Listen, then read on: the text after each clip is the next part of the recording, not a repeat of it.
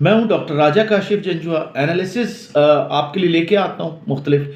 Trump ने finally vote taking ceremony हो गई है। उनके जो भी इश्यूज हुए, जो कुछ भी हुआ, सबको पता चल चुका है। लेकिन असल में बात यह थी कि वोट टेकिंग सेरेमनी के बाद जो एग्जीक्यूटिव ऑर्डर्स जो उन्होंने दिए वो बड़े इंपॉर्टेंट है, दुनिया के लिए बड़ा इंपॉर्टेंट है। इंडिया जितनी अपनी पंख फैला रहा था, जो अपने फेदर पावर के साथ आगे चलने की कर रहा था, ट्रंप ने सिंपल का भाई ऐसा कुछ नहीं होगा। लोगों को पता चल रहा है कि चीज़ें बिल्कुल बदल रही हैं सबके लिए। पूरा वीलॉग देखें, पूरा एनालिसिस देखिए, जुड़े रहिए मुझसे, सब्सक्राइब कीजिए और ऐसी वीलॉग्स में आपके लिए ला रहा होता हूँ। आज हम बात करेंगे उन ऑर्डर्स पे कि वो कौन कौन इफेक्टिव है, ख़ास तौर पे चीज़ें क्या होने जा रही हैं। देखें, एग्जीक्यूटिव ऑर्डर्स बहुत सारे उन्होंने दिए हैं, जिनमें सबसे पहले हम बात करें कि उन्होंने बाइडन के जितने ऑर्डर थे, डजन ऑफ, वो सब के सब फारे हो गए हैं। मसलन हम बात करें, अफ़गानिस्तान जो हीरो बनते थे वो सब ख़त्म हो चुका है कि जी हम बहुत अच्छी सरकार ला रहे हैं, तालिबान आ गए हैं और हमारा मुल्क तो बड़ा कंट्री प्रोस्पायरस हो गया है, बड़ा अमीर हो गया है, हमें किसी चीज़ की ज़रूरत ही नहीं है भाई, वो सब ख़त्म, क्लोज चैप्टर। और सबसे बड़ी बात ये देखें ना कि तालिबान गवर्नमेंट को जो पैसे मिल रहे थे, एड मिल रही थी, मिलियन डॉलर्स, वो सबका भाई बस बस कर दो।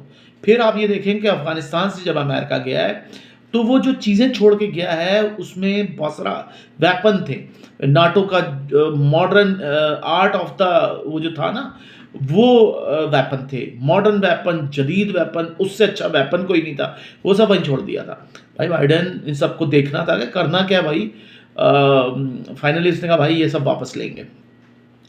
यानी कि आप देखेंगे ऐसा कैसे हो सकता है कि फ्री ऑफ कॉस्ट ही अफगानिस्तान को आप देके जा रहे हैं, और वो भी इतने सारे, और ये वही वेपन है जो दुनिया में यूज़ हो रहा है इर्द गिर्द। हम ये नहीं कहते कि पाकिस्तान के खिलाफ सिर्फ यूज़ हो रहा है, वो इंडिया के खिलाफ भी यूज़ हो रहा होगा, हो सकता है सेंट्रल एशिया में भी चल रहा हो। अफगानिस्तान का वेपन आपको हो सकता है बांग्लादेश में भी पता चले कि वो यूज़ हो रहा है, वो कहीं भी हो सकता है, क्योंकि अफगानी कहीं भी बेच सकते हैं। लेकिन एक चीज़, दूसरी बात को समझें कि तालिबान दूसरी तरफ आके बता रहे हैं जी औरतें नहीं पढ़ेंगी, घरों में रहेंगी। वो क्या कहते हैं, गारों के दौर में आप लेके जा रहे हैं, केव्स के दौर में, गुफा जिसको हम कहते हैं हिंदी में, वहाँ के लेके जा रहे हैं कि आप जाएं पहाड़ों में रहें। वैसी ज़िंदगी सबके लिए वो बनाने जा रहे थे। और पैसा कौन कौन दे रहा था, इनकी हेल्प कौन कर रहा है? अमेरिका कर रहा है। भाई तुम अमेरिका के पैसे पे दुनिया को बता रहे हो कि तुमने क्या तीर मार दिए। वो सब चीज़ें, चैप्टर क्लोज हो गए। फिर हम देखें कि मंथली जो बाइडेन गवर्नमेंट थी वो दे रही थी तालिबान गवर्नमेंट को, अफगान गवर्नमेंट को बहुत कुछ। और वहाँ एक तरफ हमें बताया जा रहा था कि जी, रिलीजियस लोग बता रहे थे कि जी यहाँ तो किसी किस्म का इशू ही नहीं है, महंगाई नहीं है, कुछ भी महंगा नहीं है, हर चीज़ सस्ती है, सब कुछ मिल रहा है, और ये सब कुछ हमारा कल्चरली और रिलीजियस हम जो लाए हैं ये इसकी वजह से। जबकि ऐसी कोई बात नहीं थी। वो बदमाशी है सिर्फ़ और सिर्फ तालिबान की। और उनको जब अब पैसे मिलना बंद हो रहे हैं, नाटो का वेपन उनको वापस देना है, और देना तो पड़ेगा। और पाकिस्तान में जितनी भी टेररिज्म हो रहा है वो सब इसी वजह से। फाटा में जो हो रहा है, बलूचिस्तान में जो हो रहा है, ये सब वेपन कहाँ से आ रहे हैं, सब कहाँ से हो रहा है? सब वहीं से हो रहा है। अच्छा, एक और बड़ी इंपॉर्टेंट चीज़ अमेरिका में ये हो गई है कि इलीगल इमिग्रेशन की कहानी ख़त्म। बर्थ, वो जो होता है ना, बर्थ इमिग्रेशन, वो ख़त्म। भाई बच्चा पैदा हो रहा है, ले ले नेशनलिटी, ये नहीं। और मज़े की बात यह है कि अफ़गानियों का ही केस है, पाकिस्तान में भी असेंबली में तक पहुंच गए। क्या कहना चाहिए, कोर्ट तक ये चीज़ें बात चली गई कि पाकिस्तान में क्यों दी जा रही है नेशनलिटी बर्थ के साथ। और अफ़गानी पूरे पाकिस्तान के हर कोने में बसे हुए। भारत मुतासर हो चुका है कि जी इश्यूज़ हो रहे हैं। बांग्लादेश, सारे मुल्क, आप समझे हर कंट्री, हर देश इससे फंस चुका है। तो ये उन्होंने कर दिया कि भाई ऐसी कोई चीज़ नहीं होगी। और ये जो बहन भाइयों की स्पॉन्सरशिप भी जो चल रही थी ना, अमेरिका चलो चलो, अमेरिका चलो, टिकट लगाओ, और सब ख़त्म। बच्चे पैदा कर रहे हैं, 40-40 साल से इल्लीगल रह रहे थे, और कोई नहीं पूछ रहा था। लेकिन ऐसा नहीं होगा।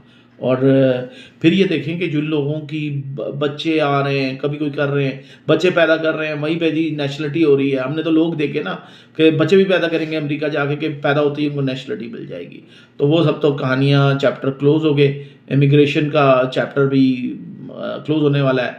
और फिर हम बात करें कि क्रिप्टो करेंसी की भी बात की। अच्छा, क्रिप्टो से भी पहले बात करें, इंडिया पे हम बात कर लें।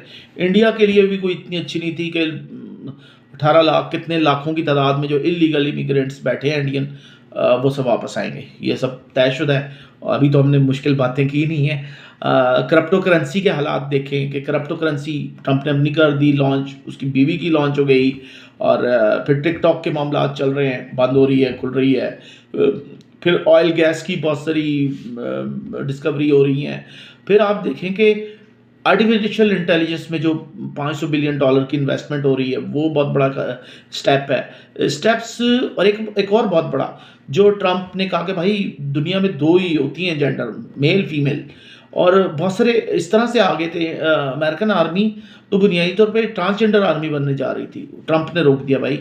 अच्छा, कैथलिक्स की एक बात है कि वो बड़े रूल्स के साथ चलते हैं। वाइट जो लोग हैं इस वक्त अमेरिका में, रूलिंग क्लास, वो तय कर रही है भाई हमने वापस आना है, रिलीजन की तरफ वो लौट रहे हैं। और वो रिलीजन की जब जब आएंगे तो देखिए, रिलीजन कोई भी हो वो आपको अच्छा ही सिखाता है, पॉजिटिव चीज़ देता है, वो नेगेटिव नहीं देता। कोई भी रिलीजन हो, कोई भी रिलीजन ये नहीं कह रहा कि आप जाके बदमाशी कर दें। वो कहता है भाई अच्छी तरह रहो, खुद भी रहो, दूसरों को भी रहने दो। तो ये अच्छी चीज़ है अगर वो इस तरह कर रहे हैं। और फिर हम बात करें कि ह्यूमन राइट्स के चक्कर में भी बहुत सारे काम हो रहे थे। अब सिर्फ अमेरिका में अमेरिका का जो फ्लैग है वही नज़र आएगा।